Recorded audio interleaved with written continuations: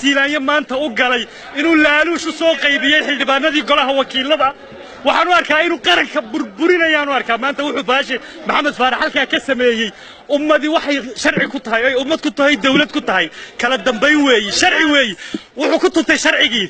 waxaan ognahay waxa la sameeyey waxa la boobayaa waa xoolihii ummadda ee gacantii brivatekii ee laga qabtay